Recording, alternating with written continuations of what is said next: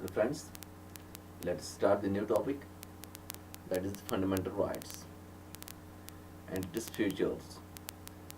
Fundamental rights are included in part 3rd of our constitution.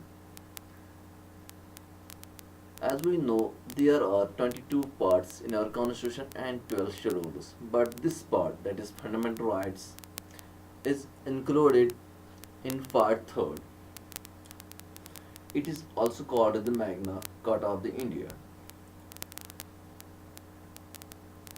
Constitution experts or Constituent Assembly members derived inspiration from the Bill of Rights, that is the Constitution of the USA, from where they got the idea to include this part, that is fundamental rights, in part 3rd of the Constitution also. So, Bill of Rights, that is Bill of Rights is called the Constitution of the USA. Now, what are the features of this part? Now we will study this in this part. Our fundamental rights are more elaborate than found in any other country. That is, we have the detailed book of these fundamental rights. Fundamental rights are guaranteed by the Constitution. That means if they are violated by the government agencies, executive or legislative organs or any company, the aggrieved person can go directly to the Supreme Court for their enforcement. One more part is fundamental rights. One more point is fundamental rights are meant for promoting the idea of political democracy.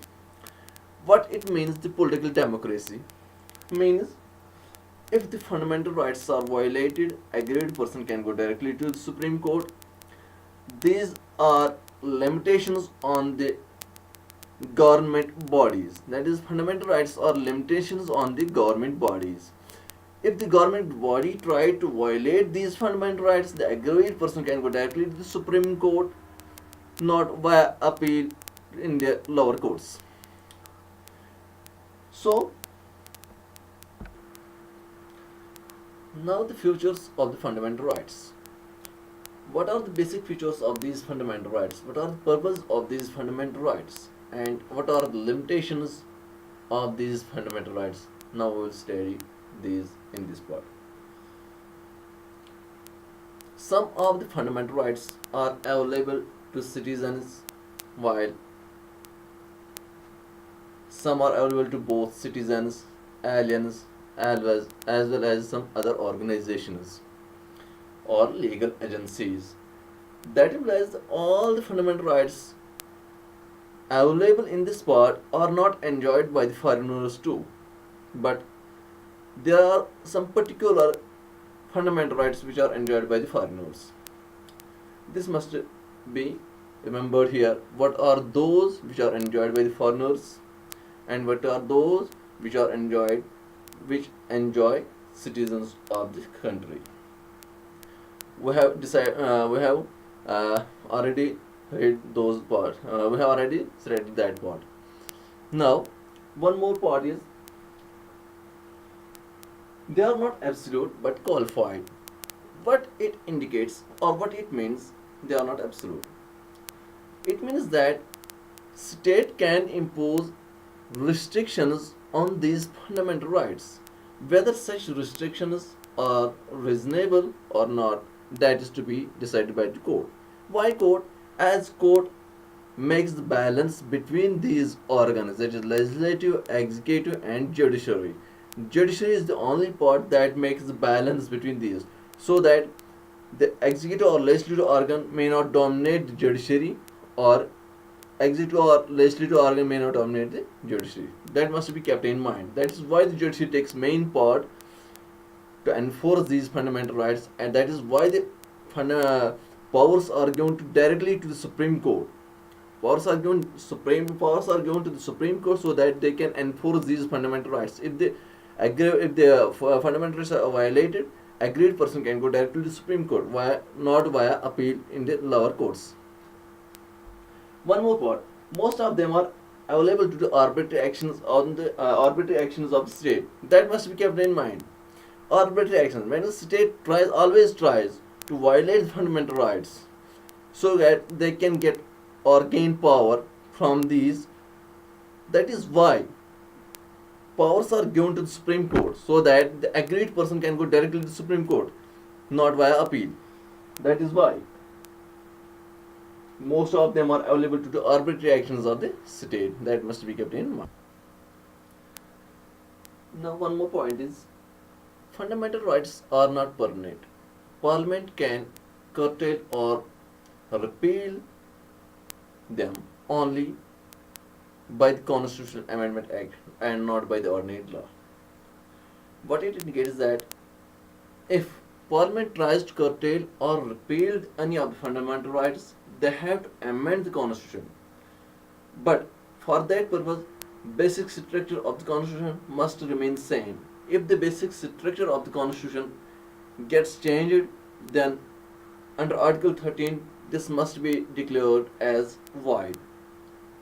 That is, Article 13 is also employed here if government tries to make any law and that law is against fundamental rights, that will be declared as void under Article 13.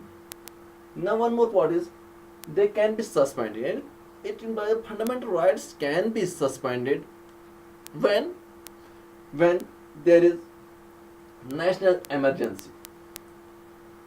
When national emergency is declared, fundamental rights can be suspended, but not all.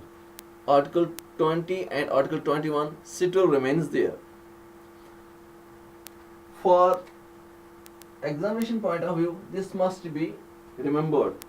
What are the articles that remains if national emergency occurs? That is Article 20 and 21. Now, when national emergency or when emergency is declared on the grounds of war or external aggression, if any foreign country tries to invade in our country, then what are the rights which are violated?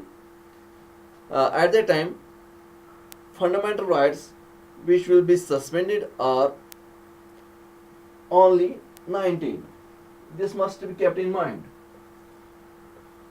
When emergency is declared on the grounds of external aggression or war, then only Article 19 gets suspended and not any other article or any other fundamental law.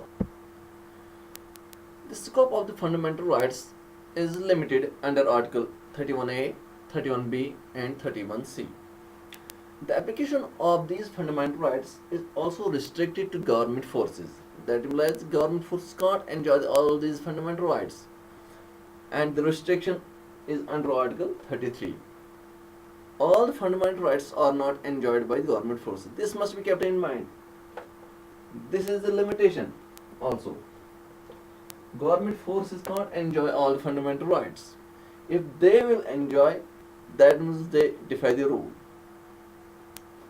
Now, one more point is their application can be restricted under Article 34 in any area where the martial law is in force.